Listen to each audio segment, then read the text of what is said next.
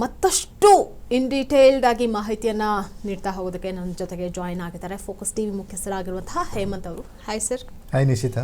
Sir, ಈಗಾಗಲೇ ಬೆಳಗಾವಿ ರಾಜಕಾರಣ ಮತ್ತೊಂದು ಏನು ರೋಚಕ ದಿಕ್ಕಿನತ್ತ ಸಾಗ್ತಾ ಇರುವಂತಹದ್ದು. ಈಗ ಲಕ್ಷ್ಮೀ ಹೆಬ್ಬಾಳ್ಕರ್ ವರ್ಸಸ್ ಲಕ್ಷ್ಮಣ್ ಸವದಿ ಅನ್ನೋ ತರ ಇದೆ. ಯಾರಿಗಿಲ್ಲಿ ಸಚಿವ ಸ್ಥಾನ ಸಿಗುತ್ತೆ, ಇಬ್ಬರಲ್ಲಿ ಯಾರಿಗೆ ಒಲಿಯುತ್ತೆ, ಸಾಧ್ಯತೆ ಯಾವ ರೀತಿ ಇದೆ ಅಂತ ನೋಡ್ತಾ ಹೋಗೋದಾದ್ರೆ ಇದೊಂಥರ ಏನಂದ್ರೆ ಇದು $1 ಮಿಲಿಯನ್ ಪ್ರಶ್ನೆ ಅಂತ ಈಗಿನ ಕಾಲದಲ್ಲಿ ಈಗಿನ ಟೈಮಲ್ಲಿ ಹೇಳ್ಬೋದು ನಿಶಿತಾ. ಯಾಕಂದ್ರೆ ಲಕ್ಷ್ಮಣ್ ಸವದಿ ಅವರು ಒಂದು ಕಡೆ, ಲಕ್ಷ್ಮೀ ಹೆಬ್ಬಾಳ್ಕರ್ ಮತ್ತೊಂದು ಕಡೆ. ಲಕ್ಷ್ಮೀ ಹೆಬ್ಬಾಳ್ಕರ್ ಈಗಾಗಲೇ ಮಹಿಳಾ ಮತ್ತು ಮಕ್ಕಳ ಕಲ್ಯಾಣ ಸಚಿವೆಯಾಗಿ ಕೆಲಸ ಮಾಡಿದ್ದಾರೆ 3 ವರ್ಷ ಸಿದ್ದರಾಮಯ್ಯನವರ ಅವಧಿಯಲ್ಲಿ. ಲಕ್ಷ್ಮಣ್ ಸವದಿ ಹಿಂದಿನ BJP ಸರ್ಕಾರದಲ್ಲಿ ಉಪಮುಖ್ಯಮಂತ್ರಿಯಾಗಿದ್ದಂಥವ್ರು. ಅಪಾರವಾದ ಅನುಭವ ಇಬ್ಬರಿಗೂ ಕೂಡ ಇದೆ. ಇಬ್ಬರಿಗೂ ಕೂಡ ಸರ್ಕಾರದ ಭಾಗವಾಗಿ ಕೆಲಸ ಮಾಡುವಂತಹ ಅರ್ಹತೆ ಮತ್ತು ಯೋಗ್ಯತೆ ಇಬ್ಬರಿಗೂ ಇದೆ. ಇಬ್ಬರು ಒಳ್ಳೆ ಕೆಲಸಗಾರರು ಕೂಡ. ಆದರೆ ಒಂದು ಜಿಲ್ಲೆಗೆ ಎಷ್ಟು ಜನರನ್ನೇ ಇವರು ಮಿನಿಸ್ಟರ್ ಮಾಡ್ತಾರೆ ಅನ್ನೋದ್ರ ಮೇಲೆ ಡಿಪೆಂಡ್ ಆಗುತ್ತೆ. ಆಲ್ರೆಡಿ ಬೆಳಗಾವಿಯಲ್ಲಿ ಈಗ ಸತೀಶ್ ಜಾರಕಿಹೊಳಿ ಮಿನಿಸ್ಟರ್ ಇದ್ದಾರೆ. ಇನ್ನೊಬ್ಬರನ್ನ ಯಾರೋ ತಗೊಳ್ತಾರೆ ಅನ್ನೋ ಥರ ಇರುತ್ತೆ. ಹಾಗಾದರೆ ಇನ್ನು ಒಬ್ರು ಯಾರಾಗ್ತಾರೆ ಈ ಇಬ್ಬರಲ್ಲಿ ಆಯ್ಕೆ ಅನ್ನೋದು ಈಗ ಗೊಂದಲ. ನೀವು ಹೇಳೋ ಪ್ರಕಾರ ಸೌದಿ ಏನಾದರೂ ಮಂತ್ರಿ ಆಗಬೇಕಂದ್ರೆ ಅದಕ್ಕೆ ಲಕ್ಷ್ಮೀ ಹೆಬ್ಬಾಳ್ಕರ್ ಅವರ ಕಾಟ ಶುರುವಾಗಿದೆ. ಲಕ್ಷ್ಮೀ ಹೆಬ್ಬಾಳ್ಕರ್ ತಾನಾಗಬೇಕು ಅಂತ, ಲಕ್ಷ್ಮಣ ಸವದಿ ಅವರಾಗಬೇಕು ಅಂತ. ಇಬ್ಬರೂ ಕೂಡ ಅತಿರಥ ಮಹಾರಥರೆ. ನೀವು ಹೇಳೋ ಪ್ರಕಾರ ಮದಗಜಗಳ ಹೋರಾಟ ಅನ್ನೋದೆಂದೇ ಅಬ್ಸಲ್ಯೂಟ್ಲಿ ರೈಟ್. ಅವರಿಬ್ಬರು ಈಗ ಅತಿ ದೊಡ್ಡ ಮಟ್ಟದಲ್ಲಿ ರಾಜಕೀಯವಾಗಿ ಬೆಳೆದಿದ್ದಾರೆ ಬೆಳಗಾವಿಯಲ್ಲಿ. ಇಬ್ಬರು ಕೂಡ ಏನಂದರೆ ಕೋಆಪರೇಟಿವ್ ಸೆಕ್ಟರ್ನಿಂದ ಬಂದಂಥವ್ರು. ಲಕ್ಷ್ಮಣ ಸವದಿ BJPಯಿಂದ ಕಾಂಗ್ರೆಸ್ಗೆ ಬಂದು ಈಗ ಮಂತ್ರಿ ಸ್ಥಾನಕ್ಕೆ ಕಾಯ್ತಾ ಇದ್ದರೆ, ಲಕ್ಷ್ಮೀ ಹೆಬ್ಬಾಳ್ಕರ್ 2ನೇ ಬಾರಿ ಸಚಿವರಾಗಿ ಈಗ 3 ವರ್ಷಗಳ ಕಾಲ ಮಂತ್ರಿಯಾಗಿ ಸಿದ್ದರಾಮಯ್ಯನವರ ರಾಜೀನಾಮೆಯಿಂದ ತೆರವಾದಂಥ ಸ್ಥಾನ ಈಗ ಮತ್ತೆ ಅದೇ ಒಂದು ಪ್ರಬಲ ಖಾತೆಗೆ ಬರಬೇಕಂತ ಕಾಯ್ತಾ ಇದ್ದಾರೆ.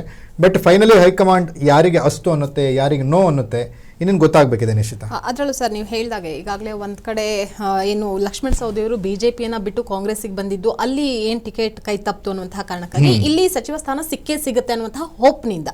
ಆದ್ರೆ ಕಳೆದ ಬಾರಿ ಕೂಡ ಸಿದ್ದರಾಮಯ್ಯ ಅವರ ಕಾಲಾವಧಿಯಲ್ಲಿ ಅವರಿಗೆ ಸಚಿವ ಸ್ಥಾನ ಸಿಕ್ಕಿಲ್ಲ, ಕೈ ತಪ್ತು, ನಿರೀಕ್ಷೆಯಲ್ಲಿದ್ರು. ಮತ್ತೆ ಈಗಲಾದ್ರೂ ಸಿಗುತ್ತಾ ಇಲ್ವಾ ಅನ್ನುವಂಥದ್ದು ಒಂದು ಕಡೆ. ಆದ್ರೆ ಲಕ್ಷ್ಮೀ ಹೆಬ್ಬಾಳ್ಕರ್ ಅಂತ ಅಂದ್ರೆ DK ಶಿವಕುಮಾರ್ ಅವರು ಅವರಿಗೆ ಕೊಡ್ತಾರೆ ಸ್ಥಾನಮಾನವನ್ನ ಅನ್ನುವಂಥದ್ರ ಬಗ್ಗೆ ಕೂಡ ಸರ್ವೇ ಸಾಮಾನ್ಯವಾಗಿ ಮಾತನಾಡ್ತಿದ್ದಾರೆ.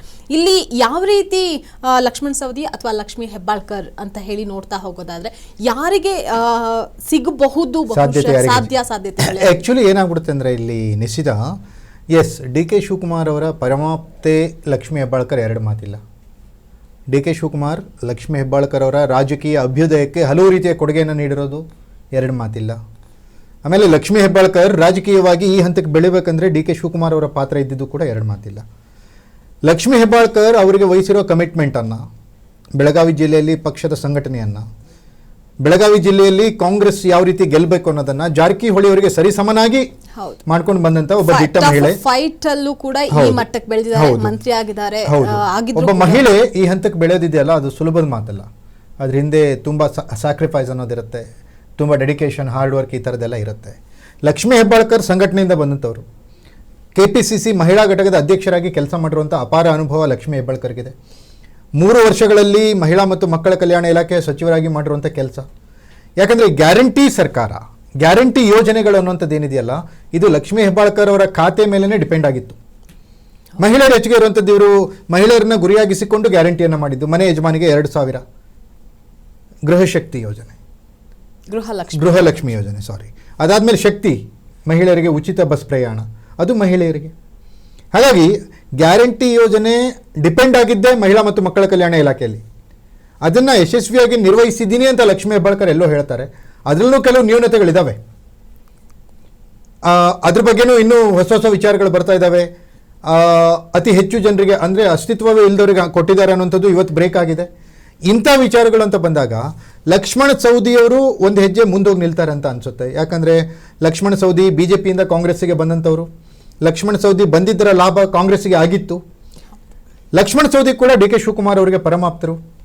ಮೊದಲ ಅವಧಿಯಲ್ಲೇ ಲಕ್ಷ್ಮಣ ಸವದಿಗೆ ಮಂತ್ರಿಗಿರಿ ಸಿಗಬೇಕಿತ್ತು, ಆದರೆ ಸಿಕ್ಕಿರಲಿಲ್ಲ. ಸುರ್ಜೇವಾಲಾ KC ವೇಣುಗೋಪಾಲ್ ಇಬ್ಬರು ಹೋಗ್ಬಿಟ್ಟು ಆತನಿಗೆ ಹೋಗಿ ಲಕ್ಷ್ಮಣ ಸವದಿಯವರ ಮನೆಗೆ ಹೋಗ್ಬಿಟ್ಟು ಅವರಿಗೆ ಮನವೊಲಿಸಿ ಮುಂದಿನ ಅವಧಿಗೆ ನಾವು ಅವಕಾಶ ಮಾಡಿಕೊಡ್ತೀವಿ ಅಂತ ಹೇಳಿ ಬಂದಿದ್ರು. ಈ ಎಲ್ಲದರ ನಡುವೆ ಇವರಿಬ್ಬರಲ್ಲಿ ಯಾರಿಗೆ ಸಿಗುತ್ತೆ, ಯಾರಿಗೆ ಬಿಡುತ್ತೆ, ಯಾರು ಹೆಚ್ಚು ಯಾರು ಕಮ್ಮಿ ಅನ್ನೋ ಲೆಕ್ಕಾಚಾರ ಹೈಕಮಾಂಡ್ ಯಾವ ದಿಕ್ಕಿನಲ್ಲಿ ಅಳೆಯುತ್ತೆ ಅನ್ನೋದನ್ನ ಕಾದ್ ನೋಡ್ಬೇಕು. ಅದರಲ್ಲೂ ಇಬ್ರು ಕೂಡ ಒಂದೇ ಸಮುದಾಯದ ನಾಯಕರು, ಒಂದೇ ಜಿಲ್ಲೆಗೆ ಸೇರಿರುವಂತಹವರು ಇವರಿಬ್ರು ಕೂಡ. ಯಾವ ರೀತಿ ಸಾಮಾಜಿಕ ನ್ಯಾಯ ಅನ್ನುವಂಥದ್ದು, ಅದರ ಜೊತೆಗೆ ಪ್ರಾದೇಶಿಕ ಸಮಾನತೆ ಎಲ್ಲಿ ಈಗ ಕನ್ಸಿಡರ್ ಆಗ್ತಾ ಹೋಗುತ್ತೆ ಅಂತ? ಎಸ್, ತುಂಬಾ ಇದು ವ್ಯಾಲಿಡ್ ಕ್ವಶನ್ ಅನ್ಸುತ್ತೆ ನಿಶ್ಚಿತ. ಯಾಕಂದ್ರೆ ಸಾಮಾಜಿಕ ನ್ಯಾಯದ ಪರಿಕಲ್ಪನೆ ಅನ್ನುವಂಥದ್ದು, ಆಮೇಲೆ ಪ್ರಾದೇಶಿಕ ಅಸಮಾನತೆಯನ್ನು ಹೋಗಲಾಡಿಸುವಂಥದ್ದು. ನಾವು ಮೊದಲ ಬಾರಿಗೆ 13 ಜನ ಸಚಿವ ಸಂಪುಟದಲ್ಲಿ ಯಾರ್ಯಾರು ಅವಕಾಶ ಪಡೆದಿದ್ದಾರೆ, ಅದರಲ್ಲಿ ಒಂದು 6 ಜನ ಬೆಂಗಳೂರವರು ಇರೋದನ್ನು ನೋಡಿದ್ದೀವಿ. 6 ಜನ ಬೆಂಗಳೂರವರು ಕೊಟ್ಟಾಗ ಬೇರೆ ಬೇರೆ ಜಿಲ್ಲೆಗಳಿಗೆ ಏನು ಕೊಡ್ತಾರೆ ಇವರು ಅನ್ನೋಂಥ ಪ್ರಶ್ನೆಗಳನ್ನು ನಾವು ಕೂಡ ಮಾಡಿದ್ದೀವಿ. ಹೀಗಿದ್ದಾಗ ಪ್ರಾದೇಶಿಕ ಸಮಾನತೆ ಅನ್ನುವಂಥದ್ದು ತುಂಬ ಇಂಪಾರ್ಟೆಂಟ್.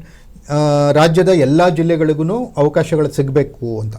ಒಂದೇ ಜಿಲ್ಲೆಯಿಂದ ಇಬ್ಬರಿಗೆ ಕೊಡೋಕ್ಕಾಗಲ್ಲ ಅವರಿಗೆ, ಸೌದಿ ಅವರಿಗೆ, ಲಕ್ಷ್ಮೀ ಹೆಬ್ಬಾಳ್ಕರ್ ಇಬ್ಬರಿಗೂ ಕೊಡೋಕ್ಕಾಗಲ್ಲ. ಯಾಕಂದರೆ ಒಂದೇ ಜಿಲ್ಲೆಯಿಂದ ಎಷ್ಟು ಜನರಿಗೆ ಕೊಡ್ತಾರೆ? ಈಗಾಗಲೇ ಜಾರಕಿಹೊಳಿ ಅವರು ಇರೋದ್ರಿಂದ 3 ಜನಕ್ಕಂತೂ ಕೊಡೋಕ್ಕಾಗಲ್ವಲ್ಲ. ಹಾಗಾಗಿ ಇಬ್ಬರಿಗೆ ಕೊಡೋದು ಬೆಳಗಾವಿಯಲ್ಲಿ, ಇಬ್ಬರಲ್ಲಿ ಒಬ್ಬರಿದ್ದಾರೆ, ಇನ್ನೊಬ್ರು ಯಾರು ಅನ್ನೋಂಥದ್ದು ಪ್ರಶ್ನೆ. ಈಗ ಈ ಚರ್ಚೆಯ ಮೂಲ ಉದ್ದೇಶ ಅನ್ನೋದು ಇಬ್ಬರಲ್ಲಿ ಯಾರು, ಸೌದಿನ ಹೆಬ್ಬಾಳ್ಕರ್ ಅನ್ನುವಂಥದ್ದು. ಮತ್ತೊಂದು ಇಬ್ಬರು ಒಂದೇ ಸಮುದಾಯದವರು. ಎಸ್, ಇಬ್ಬರು ಕೂಡ ಲಿಂಗಾಯತ ಸಮುದಾಯದವರು. ಆದರೆ ಹೆಂಗಾಗುತ್ತೆ ನಿಶ್ಚಿತ, ಈ ಲಿಂಗಾಯತ ಸಮುದಾಯದಲ್ಲಿ ಇಬ್ಬರದು ಮತ್ತೊಂದು ಪಂಗಡಗಳು. ಇವ್ರದ್ದು ಲಕ್ಷ್ಮೀ ಹೆಬ್ಬಾಳ್ಕರ್ ಪಂಚಮಸಾಲಿ ಸಮುದಾಯದವರು, ಅವರು ಗಾಣಿಗ ಸಮುದಾಯದವರು ಅಂತಾರೆ. ಗಾಣಿಗನೋ ಮತ್ತೊಂದು ಯಾವುದೋ ಇದೆ, ನಂಗೆ ನೆನಪಾಗ್ತಾ ಇಲ್ಲ. ಅದು ಮತ್ತೊಂದು ಅಂದರೆ ಲಿಂಗಾಯತ ಸಮುದಾಯದ ಮತ್ತೊಂದು ಆ ಸಮುದಾಯದವರು. ಹಾಗಾಗಿ ಅವರಿಬ್ಬರನ್ನು ಲಿಂಗಾಯತರು ಅಂತ ಕನ್ಸಿಡರ್ ಮಾಡಿದಾಗ ಯಾರಿಗೆ ಮಣೆ ಹಾಕುತ್ತೆ ಹೈಕಮಾಂಡ್ ಅನ್ನುವಂಥದ್ದು ಗೊತ್ತಾಗಬೇಕಿದೆ. ಅದರಲ್ಲೂ ನೀವು ಹೇಳ್ತಾ ಇದ್ರಿ ಈಗಾಗಲೇ ಏನು ಇಬ್ರು ಕೂಡ ಡಿಕೆಗೆ ಜೊತೆಗೆ ಡಿಕೆಗೆ ಆಪ್ತರು, ಡಿಕೆ ಬಣದವರು ಅಂತ ಹೇಳಿ. ಈಗ ಡಿಕೆ ಶಿವಕುಮಾರ್ ಅವರು ಇಲ್ಲಿ ಯಾರಿಗೆ ಮಣೆ ಹಾಕ್ತಾರೆ ಅನ್ನುವಂಥದ್ದು ಒಂದು, ಜೊತೆಗೆ ಇಲ್ಲಿ ಒಬ್ಬರನ್ನ ಕೈ ಬಿಡಲೇಬೇಕಾದಂತಹ ಅನಿವಾರ್ಯತೆ, ಇಕ್ಕಟ್ಟಿನ ಪರಿಸ್ಥಿತಿ ಕೂಡ ಈಗ ಡಿಕೆ ಶಿವಕುಮಾರ್ ಅವ್ರಿಗೆ. ಅಕ್ಷರಶಃ ಇದನ್ನ ಯಾವ ರೀತಿ ಹ್ಯಾಂಡಲ್ ಮಾಡ್ತಾರೆ ಅನ್ನುವಂಥದ್ದು ಒಂದ್ ಕಡೆ ಆದ್ರೆ, ಇದು ಪಕ್ಷದ ಮೇಲೆ ಯಾವ ರೀತಿ ಪರಿಣಾಮ ಬೀರುತ್ತೆ ಅನ್ನುವಂಥದ್ದು ಮತ್ತೊಂದ್ ಕಡೆ. ಏನಾಗುತ್ತೆ ಅಂದ್ರೆ ಇಲ್ಲಿ ಇಬ್ಬರಲ್ಲಿ ಒಬ್ಬರನ್ನ ತಗೊಳ್ಬೇಕಾಗತ್ತೆ, ಒಬ್ಬರನ್ನ ಬಿಡಬೇಕಾಗತ್ತೆ. ಇವರಿಬ್ಬರಲ್ಲಿ ಒಬ್ಬರನ್ನ ಬಿಟ್ರೆ ಅದು ಪಕ್ಷದ ಮೇಲೆ ಪರಿಣಾಮ ಬೀರುವಂಥದ್ದೇ. ಆ ಲಾಸ್ ಅನ್ನ ಯಾವ ರೀತಿ ಇವರು ಸರಿಪಡಿಸ್ಕೊಳ್ತಾರೆ ಅನ್ನೋದು ಇಂಪಾರ್ಟೆಂಟ್. ಅದಕ್ಕೆ ಪ್ಲಾನ್ ಬಿ ಏನ್ ಮಾಡ್ಕೋತಾರೆ ಅನ್ನುವಂಥದ್ದು. ಡಿ ಕೆ ಶಿವಕುಮಾರ್ ಅವ್ರಿಗೆ ಇಬ್ಬರು ಪರಮಾಪ್ತರು, ಕರೆಕ್ಟ್. ಯಾಕಂದ್ರೆ ಸಿದ್ದರಾಮಯ್ಯನವರು ಲಕ್ಷ್ಮಣ ಸವದಿ ಅವರನ್ನ ಅಷ್ಟು ಇದು ಮಾಡಿರಲಿಲ್ಲ. ಡಿ ಕೆ ಶಿವಕುಮಾರ್ ಅವರೇ ಲಕ್ಷ್ಮಣ ಸವದಿ ಅವರನ್ನ ಮನವೊಲಿಸಿ ಕಾಂಗ್ರೆಸ್ಗೆ ಕರೆದುಕೊಂಡು ಬಂದಿದ್ದು, ಆಮೇಲೆ ಅವ್ರಿಗೆ ಸೂಕ್ತ ಸ್ಥಾನಮಾನವನ್ನು ಕೊಡ್ತೀವಿ ಅಂತ ಹೇಳಿರೋದು. ಒಂದು ನೋಡಿ, ನೀವು ಗಮನಿಸಿ, ಬಿಜೆಪಿಯಲ್ಲಿ DCM ಉಪಮುಖ್ಯಮಂತ್ರಿ ಆಗಿದ್ದಂಥವ್ರು, ಕಾಂಗ್ರೆಸ್ಸಿಗೆ ಬಂದ್ಮೇಲೆ ಅವರಿಗೆ ಮಂತ್ರಿ ಸ್ಥಾನವನ್ನು ಕೂಡ ಕೊಟ್ಟಿಲ್ಲ. ಅವ್ರ ನಿರೀಕ್ಷೆ ಏನಿರುತ್ತೆ ಅಂದರೆ ಅಲ್ಲಿಗಿಂತ ಏನಾದರೂ ಒಂದು ಹೆಚ್ಚಿನ ಸ್ಥಾನ ಸಿಗುತ್ತಾ, ಅದು ಸಿಕ್ಕಿಲ್ಲ ಅಂದರೆ ಅಟ್ಲೀಸ್ಟ್ ಅಲ್ಲಿಯ ಸರಿಸಮಾನವಾದ ಸ್ಥಾನಮಾನ ಏನಾದರೂ ಸಿಗುತ್ತಾ ಅನ್ನುವಂಥದ್ದು ಇರುತ್ತೆ. ಅಲ್ಲಿಯ ಸರಿಸಮಾನವಾದ ಸ್ಥಾನಮಾನ ಅವ್ರಿಗೆ ಸಿಕ್ಕಿಲ್ಲ ಅಂತಂದಾಗ ಅವ್ರಿಗೆ ಬೇಜಾರಾಗೋದು ಸಹಜ ಅಲ್ವಾ. ಯಾಕಂದರೆ ಲಕ್ಷ್ಮಣ ಸವದಿ ಕಾಂಗ್ರೆಸ್ಸಿಗೆ ಬಂದಮೇಲೆ ಕಾಂಗ್ರೆಸ್ಸಿಗೆ ಒಳ್ಳೆ ಕಾಂಟ್ರಿಬ್ಯೂಷನ್ ಮಾಡಿದ್ದಾರೆ ಅನ್ನೋದನ್ನು ಕಾಂಗ್ರೆಸ್ನ ನಾಯಕರೇ ಒಪ್ಕೊಂಡಿದ್ದಾರೆ. ಅದು ರಿಸಲ್ಟ್ನಲ್ಲೂ ಕಂಡಿದೆ. ಯಾಕಂದರೆ ವಿಜಯಪುರ, ಬೆಳಗಾವಿ ಮತ್ತು ಬೀದರ್ ಜಿಲ್ಲೆಗಳಲ್ಲಿ ಲಕ್ಷ್ಮಣ ಸವದಿ ಅವರ ಪ್ರಭಾವ ಹೆಚ್ಚಿದೆ. ಹಾಗಾಗಿ ಲಕ್ಷ್ಮಣ ಸವದಿ ಅವರಿಗೆ ಮಂತ್ರಿ ಸ್ಥಾನವನ್ನು ಕೊಡಬೇಕಾ ಅಥವಾ ಲಕ್ಷ್ಮೀ ಹೆಬ್ಬಾಳ್ಕರ್ ಅವ್ರಿಗೆ ಕೊಡಬೇಕಾ? ತಮ್ಮ ಪರಮಾಪ್ತೆ, ಕೆಲವು ಬಿಸ್ನೆಸ್ ಪಾರ್ಟ್ನರ್ ಕೂಡ ಲಕ್ಷ್ಮೀ ಹೆಬ್ಬಾಳ್ಕರ್, ಡಿ ಕೆ ಶಿವಕುಮಾರ್ ಅವರಿಗೆ ಅನ್ನುವಂಥ ಮಾತುಗಳಿದೆ. ಹರ್ಷ ಶುಗರ್ಸ್ ಲಕ್ಷ್ಮೀ ಹೆಬ್ಬಾಳ್ಕರ್ ಒಡೆತನದಲ್ಲಿದೆ. ಹೆಬ್ಬಾಳ್ಕರ್ ಫ್ಯಾಮಿಲಿ, ಅವ್ರ ತಮ್ಮ ಚಂದ್ರರಾಜ್ ಹಟ್ಟಿಹೊಳಿ ಕೂಡ MLC ಆಗಿದ್ದಾರೆ. ಮಗನಿಗೆ MP ಟಿಕೆಟ್ ಕೂಡ ಸಿಕ್ಕಿತ್ತು. ಅಷ್ಟು ಒಂದು ವರ್ಚಸ್ಸಿರುವಂಥ, ಪ್ರಭಾವ ಇರುವಂಥ ನಾಯಕಿ ಲಕ್ಷ್ಮೀ ಹೆಬ್ಬಾಳ್ಕರ್. ಲಕ್ಷ್ಮೀ ಹೆಬ್ಬಾಳ್ಕರ್ ಕಳೆದ 4-5 ವರ್ಷಗಳಲ್ಲಿ ತುಂಬ ದೊಡ್ಡ ಮಟ್ಟದಲ್ಲಿ ಬೆಳೆದಿದ್ದಾರೆ. 4-5 ವರ್ಷಗಳ ಹಿಂದೆ ಅಷ್ಟಿರಲಿಲ್ಲ ಅವರು. ಇತ್ತೀಚಿನ 4-5 ವರ್ಷಗಳಲ್ಲಿ ಲಕ್ಷ್ಮೀ ಹೆಬ್ಬಾಳ್ಕರ್ ತುಂಬ ಉನ್ನತ ಸ್ಥಾನಕ್ಕೆ ಬೆಳೆದಿದ್ದಾರೆ. ಹಾಗಾಗಿ ಲಕ್ಷ್ಮೀ ಹೆಬ್ಬಾಳ್ಕರ್ ಅವ್ರನ್ನ ಸಂಪುಟದಲ್ಲಿ ಇಟ್ಕೊಳ್ಬೇಕಾ ಅಥವಾ ಸೌದಿನ ಸೇರಿಸ್ಕೊಳ್ಬೇಕು ಅನ್ನೋದಿದೆಯಲ್ಲ, ಇದು ಹೈಕಮಾಂಡ್ಗೆ ಯಾವ ರೀತಿ ಲೆಕ್ಕಾಚಾರ ಮಾಡ್ತಾರೆ, ಯಾವ ರೀತಿ ಅವ್ರು ತೀರ್ಮಾನ ತೆಗೆದುಕೊಳ್ತಾರೆ ಗೊತ್ತಿಲ್ಲ. ಇನ್ನು ಮಂತ್ರಿಮಂಡಲ ಅಂತ ಬಂದಾಗ ಮಹಿಳೆಯರು ಎಷ್ಟು ಜನ ಇರ್ತಾರೆ, ಹಿರಿಯ ಕಾಂಗ್ರೆಸ್ಸಿಗರು ಎಷ್ಟು ಜನ ಇರ್ತಾರೆ, ಹೊಸದಾಗಿ ಪಕ್ಷಕ್ಕೆ ಬಂದವರು ಯಾರು ಇರ್ತಾರೆ. ಫಾರ್ ಎಕ್ಸಾಂಪಲ್ ಶಿವಲಿಂಗೇಗೌಡರು ಕಾಯ್ತಾ ಇದ್ದಾರೆ, ಅರಸೀಕೆರೆ, ಗುಬ್ಬಿ ವಾಸು ಕಾಯ್ತಿದ್ದಾರೆ. ಹಂಗಾಗಿ ಯಾರನ್ನು ತಗೊಳ್ತಾರೆ, ಯಾರಿಗೆ ಬಿಡ್ತಾರೆ? ಇರೋದು 20 ಸ್ಥಾನ, 60 ಜನ ಕಾಂಗ್ರೆಸ್ನವ್ರು ಕಾಯ್ತಾ ಇದ್ದಾರೆ. ಅದರಲ್ಲಿ ಆ 60 ಜನರಲ್ಲಿ ಲಕ್ಷ್ಮಣ ಸವದಿ ಕೂಡ ಒಬ್ರು, ಲಕ್ಷ್ಮೀ ಹೆಬ್ಬಾಳ್ಕರ್ ಕೂಡ ಒಬ್ರು. ಆ 60ರಲ್ಲಿ ಇಷ್ಟು 20ರಲ್ಲಿ ಬರ್ತಾರೆ ಇವರಿಬ್ರು, ಅಥವಾ 20ರಲ್ಲಿ ಯಾರು ಬರ್ತಾರೆ ಅನ್ನೋದು ಸದ್ಯದಲ್ಲಿರುವಂಥ ಕುತೂಹಲ. ಅದರಲ್ಲೂ ಮಹಿಳಾ ಮತ್ತು ಮಕ್ಕಳ ಕಲ್ಯಾಣ ಇಲಾಖೆಯನ್ನ ತುಂಬಾ ಅಚ್ಚುಕಟ್ಟಾಗಿ ನಿಭಾಯಿಸ್ಕೊಂಡು ಹೋಗ್ತಾ ಇದ್ರು ಏನು ಲಕ್ಷ್ಮೀ ಹೆಬ್ಬಾಳ್ಕರ್ ಅವರು ಅನ್ನುವಂಥದ್ದು ಒಂದ್ ಕಡೆ ಆದ್ರೆ, ಮತ್ತೊಂದ್ ಕಡೆ ಇಲ್ಲಿ ಪ್ರಮುಖವಾಗಿ ಅವರಿಬ್ಬರು ಅವರದ್ದೇ ಆದಂತಹ ವರ್ಚಸ್ಸು, ಅವರದ್ದೇ ಆದಂತಹ ನಾಯಕತ್ವ, ಅವರದ್ದೇ ಆದ ಸಾಮ್ರಾಜ್ಯವನ್ನ ಈಗಾಗಲೇ ಕಟ್ಕೊಂಡಿದ್ದಾರೆ. ಇದರಲ್ಲಿ ಹೋಲಿಕೆ ಅನ್ನುವಂಥದ್ದು ಪಕ್ಕಕ್ಕಿಟ್ರೂ ಕೂಡ ಇಲ್ಲಿ ಲಕ್ಷ್ಮಣ್ ಸವದಿ ಅವರು ನೀವು ಹೇಳಿದಾಗೆ DCM ಆಗಿದ್ದಂಥವ್ರು, ಈಗ ಯಾವುದೇ ಸ್ಥಾನಮಾನ ಇಲ್ದಲೇನೆ ಅವ್ರು ಹಾಗೆ ಇದ್ದಾರೆ ಅಂತಂದ್ರೆ ಮತ್ತಷ್ಟು ಅವರಿಗೆ ನಿರೀಕ್ಷೆಗಳು ಇದ್ದೇ ಇರುತ್ತೆ ಸರ್. ಅಕಸ್ಮಾತ್ ಲಕ್ಷ್ಮಣ್ ಸವದಿಗೆ ಈ ಬಾರಿ ಸಚಿವ ಸ್ಥಾನ ಕೈ ತಪ್ಪಿದ್ರೆ ಮತ್ತೆ ಬಿಜೆಪಿ ಅವರೊಟ್ಟಿಗೆ ಮಾತುಕತೆಗಳಾಗ್ತಾ ಇದೆ, ಬಿಜೆಪಿ ಹೋಗ್ತಾರೆ ಅನ್ನುವಂಥದ್ರ ಬಗ್ಗೆ ಕೂಡ ಮಾತುಗಳಿಗೆ ಈಗ ಕೇಳಿ ಬರ್ತಾ ಇದೆ, ಚರ್ಚೆಗಳು ಕೂಡ ಆಗ್ತಾ ಇದೆ. ಇದು ಯಾವ ರೀತಿ ಪರಿಣಾಮ ಬೀರಬಹುದು? ಈ ಸರಿ ಮಂತ್ರಿ ಸ್ಥಾನ ಸಿಕ್ಕಿಲ್ಲ ಅಂದ್ರೆ ಲಕ್ಷ್ಮಣ್ ಸವದಿ ಕಾಂಗ್ರೆಸ್ನಲ್ಲಿ ಉಳಿಯೋ ಡೌಟ್, ಯಾವುದೇ ಕಾರಣಕ್ಕೂ ಉಳಿಯಲ್ಲ ಅವರು. ಅವ್ರ ನಂತರ ಮಾತಾಡೋಗ್ಲೂ ಹೇಳಿದ್ರು, ಇಲ್ಲ ಕೊಟ್ಟೆ ಕೊಡ್ತಾರೆ ಅನ್ನೋ ನಂಬಿಕೆ ಇದೆ ನನಗೆ, ಹೈಕಮಾಂಡ್ ನನಗೆ ಭರವಸೆ ಕೊಟ್ಟೆ ಕೊಡ್ತಾರೆ ಅನ್ನೋಂಥ ನಂಬಿಕೆ ಇದೆ ಅಂತ. ಈಗೇನಾದರೂ ತಪ್ಪಿದ್ರೆ ಅವರು ಕಾಂಗ್ರೆಸ್ನಲ್ಲಿ ಉಳಿಯೋ ಡೌಟ್ ಅನಿಸುತ್ತೆ. ಯಾಕಂದರೆ ಒಂದು ಹಂತದಲ್ಲಿ BL ಸಂತೋಷ್ ಅವರ ಜೊತೆ ಮಾತುಕತೆನೂ ಆಗಿದೆ ಅವರಿಗೆ ಅನ್ನೋ ಥರದ್ದಿದೆ. ಈಗ ಅಥಣಿ ಅಸೆಂಬ್ಲಿ ಕಾನ್ಸ್ಟಿಟ್ಯೂನ್ಸಿ ಮೇಲೆ ಅವ್ರ ಮಗ ಯಾರು ಚಿದಾನಂದ್ ಸೌದಿ ಅವರಿಗೆ ಟಿಕೆಟ್ ಕೊಡ್ಬೇಕು ಅನ್ನೋದಿದೆ. ಹಂಗಾಗಿ ಲಕ್ಷ್ಮಣ ಸೌದಿ ಬೆಳಗಾವಿ ಪಾರ್ಲಿಮೆಂಟಿಗೆ ನಾನು ಕೊಡಿ ಅಥವಾ ಚಿಕ್ಕೋಡಿ ಕೊಡಿ ಅಂತ ಕೇಳ್ತಾ ಇದ್ದಾರೆ. ಸೊ ಚಿಕ್ಕೋಡಿ ಈಗ ಸತೀಶ್ ಜಾರಕಿಹೊಳಿ ಅವ್ರ ಮಗಳು ಫಿಕ್ಸ್ ಆಗಿದ್ದಾಳೆ, ಪ್ರಿಯಾಂಕಾ ಜಾರಕಿಹೊಳಿ ಫಿಕ್ಸ್ ಆಗಿದ್ದಾರೆ. ಈಗ ಬೆಳಗಾವಿಗೆ ಲಕ್ಷ್ಮೀ ಹೆಬ್ಬಾಳ್ಕರ್ ಮಗನ್ನ ಅಲ್ಲಿ ರೆಡಿ ಮಾಡ್ತಾ ಇದ್ದಾರೆ ಕಂಟೆಸ್ಟ್ ಮಾಡೋಕ್ಕೆ. ಲಾಸ್ಟ್ ಟೈಮ್ ಅವರೇ ಅಲ್ಲಿ ಕಂಟೆಸ್ಟ್ ಮಾಡಿದ್ರು ಕೂಡ. ಇಂಥ ಸಂದರ್ಭದಲ್ಲಿ ಲಕ್ಷ್ಮಣ ಸೌದಿಗೆ ಬೀದರ್ನಿಂದ ಕಂಟೆಸ್ಟ್ ಮಾಡಿ ಅಂತೇಳಿ ಬಿಜೆಪಿಯಿಂದ ಆಫರ್ ಇದೆ ಅನ್ನುವಂಥದ್ದು ಮಾತಿದೆ. ಮಗನಿಗೆ ಮೇಲೆ ಟಿಕೆಟ್, ಅವರಿಗೆ MP ಟಿಕೆಟ್ ಕೊಡ್ತೀನಿ ಅಂತ ಬಿಜೆಪಿ ಅವರು ಹೇಳಿದ್ರೆ ಅವ್ರು ಬಿಜೆಪಿಗೆ ಹೋಗೋ ಸಾಧ್ಯತೆ ಇದೆ. ಅವ್ರನ್ನ ಉಳಿಸ್ಕೊಳ್ಳುವಂತಹ ದೊಡ್ಡ ಒಂದು ಸವಾಲು ಕಾಂಗ್ರೆಸ್ನಲ್ಲಿದೆ. ಯಾಕಂದ್ರೆ DK ಶಿವಕುಮಾರ್, ಲಕ್ಷ್ಮಣ ಸೌದಿ ಅವರಿಬ್ಬರದ್ದು ಫ್ರೆಂಡ್ಶಿಪ್ ಚೆನ್ನಾಗಿದೆ. DK ಶಿವಕುಮಾರ್ ಅವ್ರನ್ನ ಲಕ್ಷ್ಮಣ ಸೌದಿ ಅವರು ಕೂಡ ನಂಬ್ತಾರೆ, ಲಕ್ಷ್ಮಣ ಸೌದಿ ಅವ್ರನ್ನ DK ಶಿವಕುಮಾರ್ ಕೂಡ ನಂಬ್ತಾರೆ. ಅವರಿಬ್ಬರ ಸ್ನೇಹ ಅಂತ ಇದ್ದಾಗ ಅವ್ರು ಯಾವ ರೀತಿ ಉಳಿಸ್ಕೋತಾರೆ ಅನ್ನೋದು DK ಶಿವಕುಮಾರ್ ಅವ್ರಿಗೆ ಬಿಟ್ಟಂತ ವಿಚಾರ. ಮತ್ತೊಂದೇನಪ್ಪ ಅಂದ್ರೆ at the same time Lakshmi Hebbalkar ಕೂಡ DK ಶಿವಕುಮಾರ್ ಯಾವ ರೀತಿ ಅವ್ರು ಮನವೊಲಿಸ್ತಾರೆ. ಒಂದು ಮೂಲಗಳ ಪ್ರಕಾರ ಲಕ್ಷ್ಮಣ ಸೌದಿ ಕ್ಯಾಬಿನೆಟ್ಗೆ ಬರ್ತಾರೆ, ಲಕ್ಷ್ಮೀ ಹೆಬ್ಬಾಳ್ಕರ್ CM ಅವರ ಪೊಲಿಟಿಕಲ್ ಸೆಕ್ರೆಟರಿ ಆಗ್ತಾರೆ ಅಂತ ಮಾತಿದೆ. ಅದು ಸಚಿವ ಸಂಪುಟ ದರ್ಜೆಯ ಸ್ಥಾನಮಾನ ಇರುತ್ತೆ, ಆದ್ರೆ ಇಲಾಖೆಗಳಿರಲ್ಲ. ಸೊ ಲಕ್ಷ್ಮೀ ಹೆಬ್ಬಾಳ್ಕರ್ ಅದನ್ನ ಯಾವ ರೀತಿ ಒಪ್ಕೊಳ್ತಾರೆ ಅನ್ನುವಂಥದ್ದು. ಹಾಗಾಗಿ ಲಕ್ಷ್ಮಣ ಸೌದಿ ಏನಾದರೂ ಕ್ಯಾಬಿನೆಟ್ಗೆ ಬಂದ್ರೆ ಒಂದು ಒಳ್ಳೆ ಹುದ್ದೆ ಅವ್ರಿಗೆ ಸಿಗುತ್ತೆ, ಅಥವಾ ಒಳ್ಳೆ ಪೋರ್ಟ್ಫೋಲಿಯೋ ಸಿಗುತ್ತೆ, ಒಳ್ಳೆ ಇಲಾಖೆ ಸಿಗುತ್ತೆ. ಆದ್ರೆ ಲಕ್ಷ್ಮಣ ಸೌದಿ ಮಂತ್ರಿ ಸ್ಥಾನ ಸಿಗ್ಲಿಲ್ಲ ಅವರಿಗೆ ಅಂದ್ರೆ ಲಕ್ಷ್ಮಣ ಸೌದಿ ಕಾಂಗ್ರೆಸ್ನಲ್ಲಿ ಮುಂದುವರಿಯೋದು ತುಂಬಾ ಡೌಟ್ ಅಂತ ಅನ್ಸುತ್ತೆ. ಅದ್ರ ಜೊತೆಗೆ ಸರ್, ಈಗಾಗಲೇ ಸಿದ್ದರಾಮಯ್ಯ ಅವರು ಈ ಮಂತ್ರಿ ಮಂಡಲ ಪುನರಚನೆ ಸಂದರ್ಭದಲ್ಲೂ ಕೂಡ ಯಾವ ರೀತಿ ತೀರ್ಮಾನವನ್ನ ತೆಗೆದುಕೊಳ್ಬಹುದು ಅನ್ನುವಂಥದ್ದು, ಯಾಕಂದ್ರೆ ಅವ್ರು ಯಾರಿಗೆ ಸಪೋರ್ಟ್ ಮಾಡಬಹುದು ಅನ್ನುವಂಥದ್ದು ಕೂಡ ಇಲ್ಲಿ ಮುಖ್ಯ ಆಗುತ್ತೆ. ಈಗ ಏನಾಗಿದೆ ಅಂದ್ರೆ ಸಿದ್ದರಾಮಯ್ಯನವರ ಸಪೋರ್ಟ್ ಇರೋರು ಯಾರು ಮಂತ್ರಿ ಆಗಿಲ್ವಲ್ಲ. ಈಗ HC ಮಾದೇವಪ್ಪಗೆ ಮಂತ್ರಿಗೆ ಸ್ಥಾನ ಸಿಕ್ಕಿಲ್ಲ, ಅವ್ರಿಗೆ ಮಂತ್ರಿ ಸ್ಥಾನವನ್ನು ಕೇಳಲೇಬೇಡಿ ಅಂತ ಹೇಳಿದಾರಂತೆ. ಅದಾದ್ಮೇಲೆ ಜಮೀರ್ ಅಹಮದ್ ಖಾನ್ ಮಂತ್ರಿಯಾಗಿ ಬಂದಿಲ್ಲ, ಇನ್ನು ಸಂತೋಷ್ ಲಾಡ್ ಅವರಿಗೆ ಸಿಕ್ಕಿಲ್ಲ ಖಾತೆ. ಹಾಗಾಗಿ ಇಲ್ಲಿ ಸಿದ್ದರಾಮಯ್ಯನವರ ಮಾತು ಎಷ್ಟು ಇಂಪಾರ್ಟೆನ್ಸ್ ಆಗುತ್ತೆ, ಹೈಕಮಾಂಡ್ ಸಿದ್ದರಾಮಯ್ಯನವರ ಮಾತಿಗೆ ಎಷ್ಟು ಬೆಲೆ ಕೊಡುತ್ತೆ, ಅಥವಾ DK ಶಿವಕುಮಾರ್ ಸಿದ್ದರಾಮಯ್ಯ ಹೇಳಿರೋರನ್ನ ಯಾರನ್ನ ಮಂತ್ರಿಗಳನ್ನಾಗಿ ಮಾಡುತ್ತೆ ಅನ್ನೋದ್ರ ಮೇಲೆ ಇದೆಲ್ಲ ತೀರ್ಮಾನ ಆಗುತ್ತೆ. ಆದರೆ ಲಕ್ಷ್ಮಣ ಸೌದಿ ಅಂತ ಬಂದಾಗ ಸಿದ್ದರಾಮಯ್ಯನವರು ಸಪೋರ್ಟ್ ಮಾಡಬೇಕು, ಮತ್ತೆ DK ಶಿವಕುಮಾರ್ ಅವರು ಸಪೋರ್ಟ್ ಮಾಡಬೇಕು, ಹೈಕಮಾಂಡ್ ಸುರ್ಜೇವಾಲಾ ಕೂಡ ಸಪೋರ್ಟ್ ಮಾಡಬೇಕು ಅನ್ನುವಂಥ ಒಂದು ವ್ಯಕ್ತಿತ್ವ, ಅಂತ ಒಂದು ನಾಯಕತ್ವ.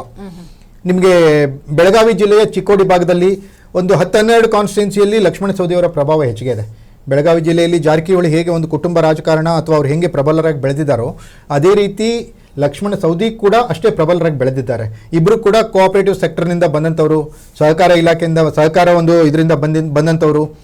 ಇಬ್ಬರದು ಕೂಡ ಅನೇಕ ಸಹಕಾರ ಕ್ಷೇತ್ರಗಳಲ್ಲಿ ಕೆಲಸ ಮಾಡಿರೋ ಸಾಧನೆಗಳಿದ್ದಾವೆ. ಸಹಕಾರ ಕ್ಷೇತ್ರದಲ್ಲಿ ಹಲವಾರು ಹುದ್ದೆಯನ್ನು ನಿಭಾಯಿಸಿರುವ ಅನುಭವ ಇದೆ. ಹಾಗಾಗಿ ಇವರಿಬ್ಬರು ಸೇರಿ ಬೆಳಗಾವಿಯಲ್ಲಿ ಕಾಂಗ್ರೆಸ್ಸನ್ನು ಇಬ್ಬರು ಒಟ್ಟಿಗೆ ಹೋದರೆ, ನಾನು ಹೇಳ್ತಿರೋದು ಅವರಿಬ್ಬರು ಒಟ್ಟಿಗೆ ಹೋಗೋದು ಡೌಟು. ಜಾರಕಿಹೊಳಿ ಸತೀಶ್ ಮತ್ತು ಲಕ್ಷ್ಮಣ ಸೌದಿ ಇವರಿಬ್ಬರು ಒಟ್ಟಿಗೆ ಹೋದರೆ ಅಲ್ಲಿ ಒಂದು ಕಾಂಗ್ರೆಸ್ಗೆ ಒಳ್ಳೆ ಒಂದು ಭವಿಷ್ಯ ಇದೆ. ಆದರೆ ಅವರಿಬ್ಬರು ಹೆಂಗೆ ಒಟ್ಟಿಗೆ ಹೋಗ್ತಾರೆ ಅನ್ನೋದ್ರ ಮೇಲೆ ಇದು ಡಿಪೆಂಡ್ ಆಗುತ್ತೆ. ಅದರಲ್ಲೂ ಈಗಾಗಲೇ ಲಕ್ಷ್ಮೀ ಹೆಬ್ಬಾಳ್ಕರ್ ಮತ್ತೆ ಜಾರಕಿಹೊಳಿ ಅವರ ಕುಟುಂಬಕ್ಕೂ ಅಷ್ಟಕ್ಕಷ್ಟೇ ಅನ್ನುವಂಥದ್ದು ಆಗಾಗ ಪ್ರೂವ್ ಆಗ್ತಾನೆ ಇದೆ. ಇನ್ನು ಹೋರಾಟಗಳನ್ನ ಕೂಡ ನೋಡ್ತಾ ಬಂದಿದ್ದೀವಿ. ಆದ್ರೆ ಇದು ಯಾವ ರೀತಿ ಎಫೆಕ್ಟ್ ಆಗಬಹುದು ಅಲ್ಲಿ ಅಂತ ನೋಡಿ. ಆ್ಯಕ್ಚುಲಿ ಏನಾಗ್ಬಿಡುತ್ತೆ ಅಂದರೆ ಈ ರಮೇಶ್ ಜಾರಕಿಹೊಳಿ ಮತ್ತು ಲಕ್ಷ್ಮೀ ಹೆಬ್ಬಾಳ್ಕರ್ ಇವರಿಬ್ಬರದು ಒಂಥರ ಮುಸುಕಿನ ಗುದ್ದಾಟ ಅನ್ನೋ ಥರ ಇತ್ತು ಮೊದಲಿಂದನೂ. ಯಾವಾಗ DK ಶಿವಕುಮಾರ್ ಬೆಳಗಾವಿ ಪಾಲಿಟಿಕ್ಸ್ಗೆ ಎಂಟ್ರಿ ಆಗ್ತಾರೋ ಅದು ದೊಡ್ಡ ಮಟ್ಟಕ್ಕೆ ತಿರುಗ್ತು. ಓಕೆ, DK ಶಿವಕುಮಾರ್ಗಲ್ಲಿ ಬೆಳಗಾವಿಯಲ್ಲಿ ಎಂಟ್ರಿ ಆಗಲಿಕ್ಕೆ ಒಂದು ಹ್ಯಾಂಡ್ ಬೇಕಾಗಿತ್ತು, ಅದನ್ನ ಲಕ್ಷ್ಮೀ ರೂಪದಲ್ಲಿ ಅವ್ರಿಗೆ ಸಿಕ್ಕರು. ಲಕ್ಷ್ಮೀ ಹೆಬ್ಬಾಳ್ಕರ್ ಅವರನ್ನ ಇಟ್ಕೊಂಡು DK ಶಿವಕುಮಾರ್ ಬೆಳಗಾವಿಯಲ್ಲಿ ರಾಜಕಾರಣವನ್ನು ಶುರು ಮಾಡಿದರು. ಬೆಳಗಾವಿ DCC ಬ್ಯಾಂಕ್ ಎಲೆಕ್ಷನ್ ಅಂತ ಬಂದಾಗ ಅಲ್ಲಿ ರಾಜಕಾರಣ ಗರಿಗೆದರುತ್ತೆ, ಹೊಸ ಹೊಸ ಆಲೋಚನೆಗಳು, ಹೊಸ ಹೊಸ ಶಕ್ತಿಗಳು ಹುಟ್ಟುತ್ತವೆ, ರಾಜಕೀಯ ಧ್ರುವೀಕರಣ ಪ್ರಾರಂಭವಾಗುತ್ತೆ, ರಾಜಕೀಯ ಬೇರೆ ದಿಕ್ಕಿನತ್ತ ಹೊರಳುತ್ತೆ.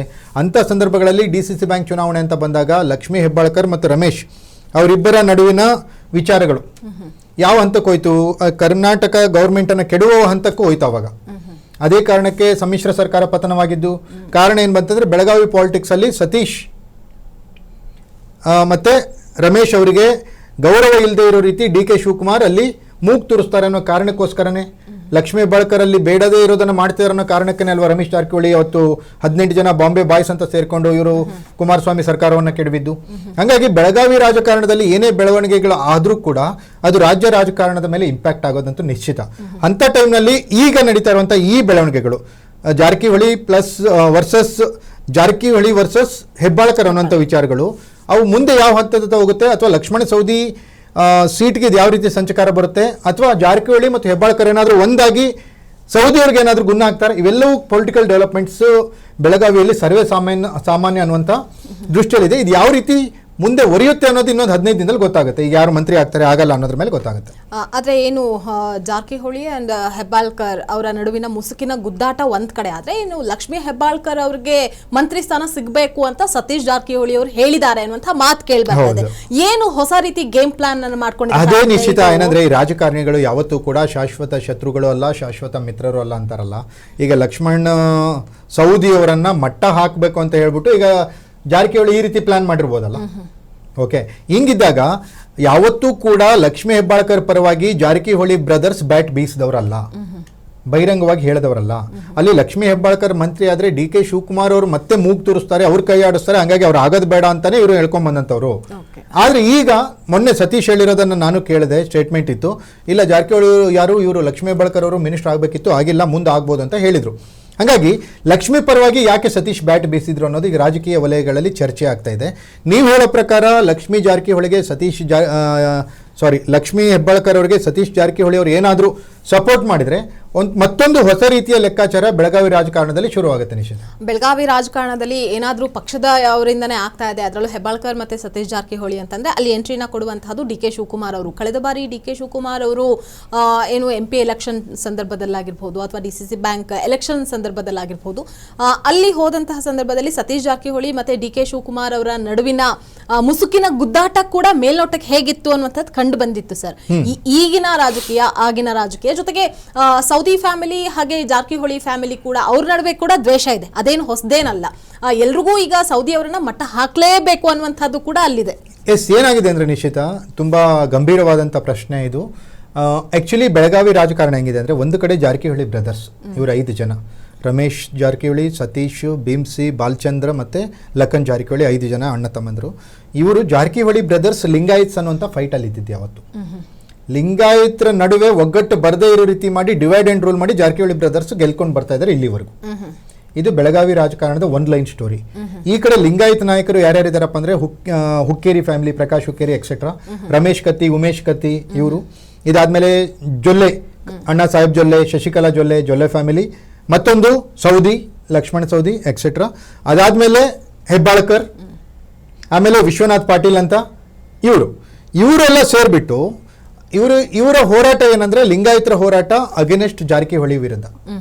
ಅಲ್ಲಿ ಈ ಪ್ರತಿ ಒಂದೊಂದು ಚುನಾವಣೆಗೂ ಒಂದೊಂದು ರೀತಿಯ ಅಜೆಂಡಾ ಇಟ್ಕೊಂಡು ಜಾರಕಿಹೊಳಿ ಬ್ರದರ್ಸ್ ಬರ್ತಾರೆ.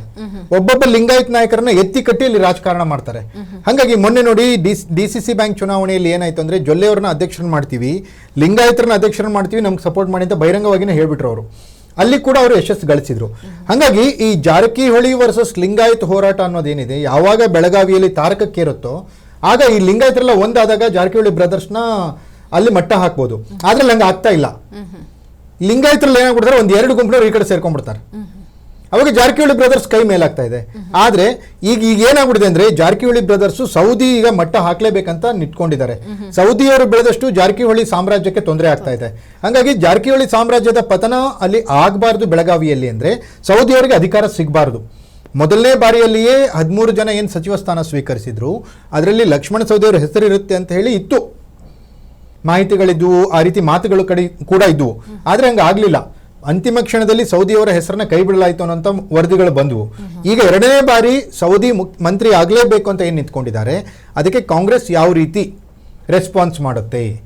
ಜಾರಕಿಹೊಳಿ ಸತೀಶ್ ಅವರು ಇಲ್ಲೇನಾದ್ರೂ ಆಟ ಆಡಿದ್ರೆ ಸೌದಿಯವರಿಗೆ ಮಂತ್ರಿ ಸ್ಥಾನ ತಪ್ಪು ಬಿಡುತ್ತಾ ಅನ್ನೋ ತರ ಲೆಕ್ಕಾಚಾರಗಳು ಈಗ ಹೊಸದಾಗಿ ನಡೀತಾ ಇದಾವೆ. ನಿಶ್ಚಿತ ಅಂದ್ರೆ ಈ ಎಲ್ಲಾ ಲೆಕ್ಕಾಚಾರಗಳ ನಡುವೆ ಇಲ್ಲಿ ಸೌದಿ ಅವರಿಗೆ ಮಂತ್ರಿ ಸ್ಥಾನ ಕೊಡುವಂತಹ ಅನಿವಾರ್ಯತೆ ಕಾಂಗ್ರೆಸ್ಗೆ ಇದ್ದೇ ಇದೆ ಸರ್. ಯಾಕಂದ್ರೆ 2023ರಲ್ಲಿ ಕಾಂಗ್ರೆಸ್ ಪ್ರಮುಖವಾಗಿ ಗೆಲ್ಲುವಂತಹ ನಿಟ್ಟಿನಲ್ಲಿ ಸೌದಿಯವರ ಪಾತ್ರ ಕೂಡ ತುಂಬಾ ಬಹುಮುಖ್ಯವಾಗಿತ್ತು, ಅವರು ಕೂಡ ಕಾರಣಕರ್ತರಾಗಿದ್ರು. ಈಗ ಸೌದಿ ಯಾವ ರೀತಿ ವಿಶ್ವಾಸದಲ್ಲಿ ಇರ್ತಾರೆ, ಅದನ್ನ ಉಳಿಸ್ಕೊಳ್ತಾರೆ ಸೌದಿಯವರನ್ನ ಅನ್ನುವಂಥದ್ದು ಇಲ್ಲೂ ಕೂಡ ನೀವಾಗ್ಲೇ ಹೇಳ್ತಾ ಇದ್ರಿ, ಆಲ್ಮೋಸ್ಟ್ ಸೌದಿಯವರಿಗೆ ಕೊಡ್ಲೇಬೇಕಾಗುತ್ತೆ, ಇಲ್ಲ ಅಂತಂದ್ರೆ ಮುಂದಿನ ಪರಿಣಾಮವನ್ನ ಪಕ್ಷ ಎದುರಿಸಬೇಕು. ಖಂಡಿತ. ಈಗ ಏನಾಗಿದೆ ಅಂದರೆ, ನೀವು ಹೇಳೋ ಪ್ರಕಾರ 135 ಸ್ಥಾನಗಳು ಬರಬೇಕು ಕಾಂಗ್ರೆಸ್ಗೆ 2023ರಲ್ಲಿ ಅಂತ ಅಂದಾಗ ಲಕ್ಷ್ಮಣ ಸವದಿಯವರ ಪಾತ್ರ ತುಂಬ ಪ್ರಮುಖವಾಗಿದ್ದು. ಯಾಕಂದರೆ ಉತ್ತರ ಕರ್ನಾಟಕ ನಿಮ್ಗೆ ಗೊತ್ತಿದೆ, ಲಿಂಗಾಯತರ ಒಂದು ತುಂಬ ಸ್ಟ್ರಾಂಗ್ ಬೆಲ್ಟಲ್ಲಿ ಲಿಂಗಾಯತರು ಯಾವ ಕಡೆ ಟರ್ನ್ ಆಗ್ತಾರೆ ಅಲ್ಲಿ ಆ ಪಕ್ಷಗಳು ಗೆದ್ಕೊಂಡು ಬರ್ತವೆ. BJP ಕಡೆಗೆ ಹೋದ್ರು ಅಂದರೆ ಯಡಿಯೂರಪ್ಪ ಗೆದ್ಕೊಂಡು ಬರ್ತಾರೆ, ಕಾಂಗ್ರೆಸ್ ಕಡೆ ಹೋದ್ರೆ ಕಾಂಗ್ರೆಸ್ ಗೆದ್ಕೊಂಡು ಬರುತ್ತೆ. ಇದು ವಾಸ್ತವಿಕತೆ ಅಲ್ಲಿರುವಂಥದ್ದು. ಅತಿ ಹೆಚ್ಚು ಸೌದಿ BJPಯಲ್ಲಿದ್ದಾಗ ಅತಿ ಹೆಚ್ಚು BJPಗೆ ಓಟ್ ಬಂದಿದ್ದಲ್ಲಿ ಲಿಂಗಾಯತರದ್ದು ಯಾಕೆ ಅಂದರೆ ಸೌದಿಯವ್ರಿಗೋಸ್ಕರನೇ. ಬಿಜೆಪಿಯಲ್ಲಿ ಯಾಕೆ ಹೆಚ್ಚಿನ ಸ್ಥಾನಗಳನ್ನು ಗೆಲ್ತು? ಬಿಕಾಸ್ ಆಫ್ ಲಕ್ಷ್ಮಣ್ ಸವದಿ ಅಂತಾನೆ. ಈಗ ಲಕ್ಷ್ಮಣ್ ಸವದಿ ಕಾಂಗ್ರೆಸ್ಸಿಗೆ ಬಂದ ಮೇಲೆ ಆ ಸ್ಥಾನಗಳಲ್ಲಿ ಅಲ್ಲೆಲ್ಲ ಬಿಜೆಪಿ ಸೋಲ್ತು, ಕಾಂಗ್ರೆಸ್ ಯಾಕೆ ಗೆಲ್ತು ಅಂದ್ರೆ ಬಿಕಾಸ್ ಆಫ್ ಲಕ್ಷ್ಮಣ್ ಸವದಿ ಅಂತಾನೆ. ಈಗ ಲಕ್ಷ್ಮಣ್ ಸವದಿ ಇಷ್ಟೆಲ್ಲ ಕಾಂಟ್ರಿಬ್ಯೂಟ್ ಮಾಡಿದ ಮೇಲೆ ಕರ್ನಾಟಕದಲ್ಲಿ ಕಾಂಗ್ರೆಸ್ ಅನ್ನ ಗೆಲ್ಸಕ್ಕೆ ಅವ್ರಿಗೇನಾದ್ರೂ ಪಕ್ಷದಿಂದ ಕೊಡ್ಲೇಬೇಕಲ್ವಾ? ಅವ್ರು ಉಳಿಬೇಕಲ್ವಾ? ಪಕ್ಷದ ನಾಯಕತ್ವವನ್ನು ಬೆಳೆಸ್ಬೇಕಲ್ವಾ? ಈಗ ಪಕ್ಷದ ನಾಯಕತ್ವವನ್ನು ಬೆಳೆಸಿದ್ರೆ, ಲಕ್ಷ್ಮಣ ಸವದಿ ಅವ್ರನ್ನ ಕಾಂಗ್ರೆಸ್ ಬೆಳೆಸಿದ್ರೆ, ಸೌದಿ ಅವ್ರಿಗೆ ಶಕ್ತಿ ಬಂತಂದ್ರೆ ಮುಂದಿನ ಚುನಾವಣೆಯಲ್ಲಿ ಇನ್ನಷ್ಟು ಹೆಚ್ಚು ಸ್ಥಾನಗಳನ್ನು ಗೆಲ್ಸ್ಕೊಂಡು ಬರುವಂತ ಕೆಲಸಗಳನ್ನ ಲಕ್ಷ್ಮಣ ಸವದಿ ಮಾಡಬಹುದು. ಈ ರೀತಿ ಕಾಂಗ್ರೆಸ್ ಏನಾದರೂ ಲೆಕ್ಕಾಚಾರ ಹಾಕುತ್ತಾ, ಅಥವಾ ಮಹಿಳಾ ಐಕಾನ್ ಅಂತ ಲಕ್ಷ್ಮೀ ಹೆಬ್ಬಾಳ್ಕರ್ ಏನಿದ್ದಾರೆ, ಕಾಂಗ್ರೆಸ್ನಲ್ಲಿ ಮಹಿಳೆ ಇಷ್ಟೊಂದು ಈ ಹಂತಕ್ಕೆ ಬೆಳಿಬಹುದು ಅಂತ ತೋರಿಸ್ಕೊಟ್ಟವರು ಲಕ್ಷ್ಮೀ ಹೆಬ್ಬಾಳ್ಕರ್. ಓಕೆ, ಹಾಗಾಗಿ ಲಕ್ಷ್ಮೀ ಹೆಬ್ಬಾಳ್ಕರ್ ಅವ್ರಿಗೆ ಮಣೆ ಹಾಕುತ್ತೋ ಗೊತ್ತಿಲ್ಲ. ಆದ್ರೆ ಇಬ್ಬರಲ್ಲಿ ಒಬ್ಬರನ್ನ ಮಾತ್ರ ಅಲ್ಲಿ ಆಯ್ಕೆ ಮಾಡ್ಕೋಬೇಕು ಕಾಂಗ್ರೆಸ್. ಇಬ್ಬರನ್ನು ಆಯ್ಕೆ ಮಾಡ್ಕೊಳಕ್ ಆಗದೇ ಇಲ್ಲ. ಬದಲಾದ ರಾಜಕೀಯ ಲೆಕ್ಕಾಚಾರದಲ್ಲಿ ಇಬ್ರು ಏನಾದ್ರು ಬಂದ್ರು ಬರಬಹುದು, ರಾಜಕೀಯ ಲೆಕ್ಕಾಚಾರ ಹೇಳಕ್ಕಾಗಲ್ಲ, ಕಾದ್ ನೋಡ್ಬೇಕಿದಷ್ಟೇ. ಅಂದ್ರೆ ಈಗ ಸೌದಿ ಅಥವಾ ಲಕ್ಷ್ಮೀ ಹೆಬ್ಬಾಳ್ಕರ್ ಇವರಿಬ್ಬರಲ್ಲಿ ಒಬ್ರಿಗೆ ಅವಕಾಶ ಇದ್ದೇ ಇದೆ. ಇವರಿಬ್ಬರಲ್ಲಿ ಯಾರನ್ನಾದ್ರೂ ಸೆಲೆಕ್ಟ್ ಮಾಡೇ ಮಾಡುತ್ತೆ ಕಾಂಗ್ರೆಸ್ ಹೈಕಮಾಂಡ್. ಇದರಲ್ಲಿ ಯಾವ ರೀತಿ ನಿಲುವನ್ನ ತೆಗೆದುಕೊಳ್ಬಹುದು? ಅಕಸ್ಮಾತ್ ಏನಾದ್ರೂ ನೀವು ಹೇಳಿದ ಹಾಗೆ ಇಬ್ಬರನ್ನೂ ಆಯ್ಕೆ ಮಾಡುವಂತಹ ಅನಿವಾರ್ಯತೆ ಬಂದ್ರೆ, ಇದು ಹೈಕಮಾಂಡ್ ಮಟ್ಟಕ್ಕಂತ ಹೋದಾಗ ಅವ್ರು ಲಕ್ಷ್ಮಣ್ ಸವದಿ ಅವ್ರನ್ನ ಆಯ್ಕೆ ಮಾಡ್ತಾರೆ. ಲಕ್ಷ್ಮೀ ಹೆಬ್ಬಾಳ್ಕರ್ ಅವರ ಆಯ್ಕೆ ಇರಲ್ಲ ಅಲ್ಲಿ. ಯಾಕಂದ್ರೆ ಲಕ್ಷ್ಮಣ್ ಸವದಿ ನಾನು ಹೇಳ್ದಂಗೆ ಅವರು ಮಾಜಿ DCM ಆದಂಥವ್ರು, ಉಪಮುಖ್ಯಮಂತ್ರಿ ಆಗಿದ್ದಂಥವ್ರು. ಅವರನ್ನ ಬಿಟ್ಟು ನೆಕ್ಸ್ಟ್ ಕ್ಯಾಬಿನೆಟ್ ಎಕ್ಸ್ಪಾನ್ಷನ್ ಆಗುತ್ತೆ ಅಂತ ನಾನೇನು ಅಂದ್ಕೊಳ್ಳಲ್ಲ. ನೆಕ್ಸ್ಟ್ ಏನಾದರೂ ಕ್ಯಾಬಿನೆಟ್ ರೀಶಫಲ್ ಆಗುತ್ತೋ ಅಥವಾ ಎಕ್ಸ್ಪಾನ್ಷನ್ ಆಗುತ್ತೆ ಅಂತಂದ್ರೆ ಲಕ್ಷ್ಮಣ್ ಸವದಿ 100% ಆ ಕ್ಯಾಬಿನೆಟ್ ಅಲ್ಲಿ ಇರ್ತಾರೆ. 20 ಜನ ಸಚಿವರಾಗಿ ಯಾರು ಪ್ರಮಾಣವಚನ ಸ್ವೀಕರಿಸ್ತಾರೋ ಆ ಲಿಸ್ಟ್ ಅಲ್ಲಿ ಲಕ್ಷ್ಮಣ್ ಸವದಿ ಇದ್ದೇ ಇರ್ತಾರೆ. ಹೆಬ್ಬಾಳ್ಕರ್ ಇರ್ತಾರೋ ಇಲ್ವೋ ಅದು ಗೊತ್ತಿಲ್ಲ. ಓಕೆ, ಇವತ್ತಿನ ಬೆಳಗಾವಿ ರಾಜಕಾರಣದ ಕುರಿತಾಗಿ ಇನ್ ಡೀಟೇಲ್ಡ್ ಆಗಿ ಮಾಹಿತಿನ ತಿಳಿಸ್ಕೊಟ್ರಿ. Thank you so much. Thank you. So ನೋಡಿದ್ರಲ್ಲ ವೀಕ್ಷಕರು, ಈಗಾಗಲೇ ಬೆಳಗಾವಿ ರಾಜಕಾರಣ ಯಾವ ರೀತಿ ಹೊಸ ಗೇಮ್ ಪ್ಲಾನ್ಗೆ ಮತ್ತಷ್ಟು ದಾರಿಯನ್ನು ಮಾಡಿಕೊಡುತ್ತೆ ಅನ್ನುವಂಥದ್ದನ್ನು ಕಾದು ನೋಡಬೇಕಾಗಿದೆ. ಯಾಕಂದರೆ ಲಕ್ಷ್ಮಣ್ ಸವದಿ ಅವರಿಗೆ ಈ ಬಾರಿ ಸಚಿವ ಸ್ಥಾನ ಕೈ ತಪ್ಪುತ್ತಾ ಅಥವಾ ಈ ಬಾರಿ ಸಚಿವರಾಗ್ತಾರಾ, ಲಕ್ಷ್ಮೀ ಹೆಬ್ಬಾಳ್ಕರ್ ಅವರು ಸಚಿವೆ ಆಗ್ತಾರಾ ಅನ್ನುವಂಥದ್ದನ್ನು ಕೂಡ ನಾವಿಲ್ಲಿ ಕಾದು ನೋಡಬೇಕಾಗಿದೆ. ಇದಾಗಿತ್ತು ಈ ಹೊತ್ತಿನ ಎಕ್ಸ್ಪೋಸ್ಡ್ ನೆಲ ಜಲ ಭಾಷೆಗಾಗಿ ನೋಡ್ತಾ ಇರಿ ಫೋಕಸ್ ಟಿವಿ.